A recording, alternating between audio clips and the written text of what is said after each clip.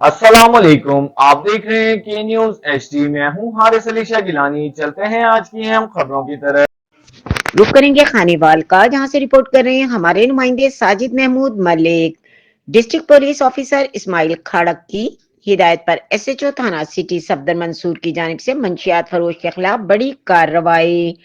خانے وال صفدر منصور S H O تھانہ سٹی خانے وال کی جانب سے چارج سنبھالتے ہی منشیات فروش کے خلاف بڑی کارروائی۔ بدنام زمانہ منشیات فروش سے 1600 گرام چرس برآمد کر لی۔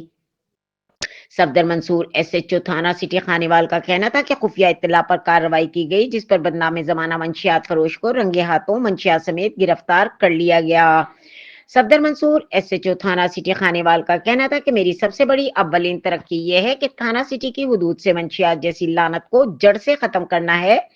منشیات فروش کو کسی قسم کی رعایت بالکل نہیں دی جائے گی۔ میرا عوام الناس کو یہ پیغام ہے کہ اگر آپ کے علاقے یا آپ کے ارد گرد کوئی بھی منشیات فروش کرتا ہے یا کسی بھی منشیات فروش کو جانتا ہے تو وہ میرے پرسنل نمبر یا 15 پر فوری اطلاع دے۔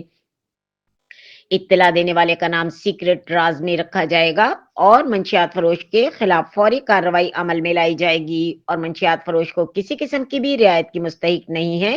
ان کی وجہ سے نوجوان نسل منشیات سے تباہ و برباد ہو رہی ہے۔ صفدر منصور کی منشیات فروشوں کے خلاف کی گئی کارروائیوں کو خانے وال کے شہریوں نے خوب سراہا۔